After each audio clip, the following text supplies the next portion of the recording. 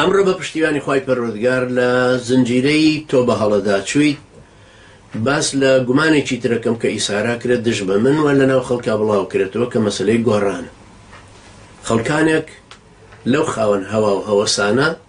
وتیان مەلاکرەکار کافر بووەتەوە لەبەر ئەوەی دەنجی داوە بە نەوشیروان مستەفا یان دەنجی داوە بە قائیمەی گۆڕان یا بە خەڵکی وتووە گۆڕان هەڵبژێرن و دەنگ بدەن بە گۆڕان لەبەرەوە ئەمەش وەلاءە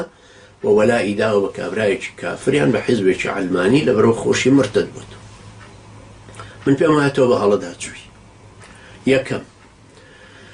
ئەمە هیچ نەوعێک ناچێتە بابی وەلاء و بەراء بە هیچ شێوەیەک ناچێتە بابی وەلاءەوە کە من مناسەرەی نەوشیروان مستەفایەک بکەم کە ئەرزانم عەلمانی، مناسەرەی حیزبێک بکەم کە ئەرزانم عیلمانی. واتە مەیلی دڵم و دۆستایەتیم و لایەنگیری و پشتگیری و سەرخستن و ئەنجە دیفاع لێکردنی و زەعیفکردنی مسلمانان بۆ ئەوان ئەمانە هەمووی بچێتە ئەم بابەوە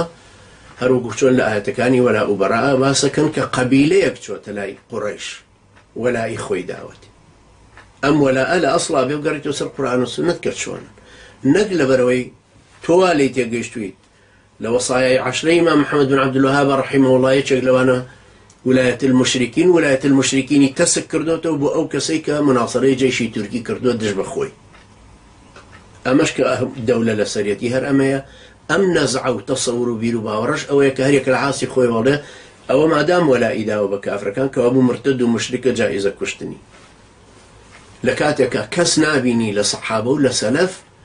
لتابعين لبيشواني أم دينا أم الرأي بوتشوني أما غلوية تكفيرية لمحمد بن عبد الوهاب وهاته رحمه الله وأم كسانش ككوتونة النبي لمحمد بن عبد الوهاب زاترتي تندو تيشتر أما علاقيه هي أم كاريك من كردون بسر سياستي الشرعية مطلقا علاقين بسر ولاء مطلقا بهيج شويك بهيج كنارك ناتشا بنزيج شكو من بوخوش نزانم سنوري ولاء براءة كتشيه وأجزانم ترفكي مقابل اشتشي من وتم نەوشیروان مستەفا عەدنان مەندەریسی واقعی کوردستانی ئێمە خۆشیەکە بە زەحیە بەڵام گۆمەکەی شڵەقاندووە تەغییراتی دروست کردووە داوای نان و ئەمانی کردووە ئەنجا داوای ئازادی خەڵکەکەی کردووە داوای هەڵشانەوەی پەرلەمانی کردووە ئەمە مەطالیبی ئێمەن ئەمەش سیاسەتی شەرعی علاقەی بە وەلاءەوە هیچ نییە نەوشیروان مستەفا لەو مەرحەلەی خۆیان لەگەڵ گۆڕانە ئەو مەشروعی داوایان کردو لە ١٨ مەشروعێکی ئیسلامی ئیسلامیەکان ئەمەیان پێ نەبوو کە ئەبوایە پێیان بە عەقڵی خۆشم بە تەجروبەی خۆشم وەکو عومرێکیش کە بردوومەتە سەر لە ٦ ساڵیە پێیم بەمە بردووە کە ئەمە تەئیدکردنی ئەمە علاقەی بەسەر وەلاءەوە نییە علاقەی بەسەر سیاسەتی شەرعیەوە گۆڕانکاریەکان لە ساڵحی ئەهلی ئیسلامە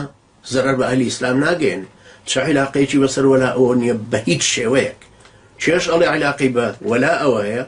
بەس شارەزا بێ لە دینەکە بۆی بین ئاەتەکانی وەلا کە زیاد لە 50 ئاەتن شەرحیکەین و بزانین کوێی ئەم ئاەتانە بەسەر وەلاءەکەیان تەطبیقەکەن منیش عەقڵشم پێشکێ هەم شارەزاییم لە دینەکە هەیە لەو ئاەتانە هەیە باسی وەلاءەکەش دەزانم چییە دەرسی وەلاء و بەرائی قەحتانیشم بە کتێبەکە بە دەرز وتوێتەوە لە پاکستان لەبەر بۆ خۆشم عەقڵم بەماشکی واقعەکەشم بۆ ئەخوێندرێتەوە ئەوەندە شوێرانە ناڕۆم وەکو مەڕیا وەکو ئەسب کە عەرەبانە ڕائکێشێ چەرمیان خستۆتە ئێرێ و یەک خەتە بینێوی چیتر بەبیرێکی بەرفراوان و ئاسۆیەکی بەرفراوانترەوە من ئەڕوانمە ئەو واقعە جاهیلەی کە هەیە لەوێ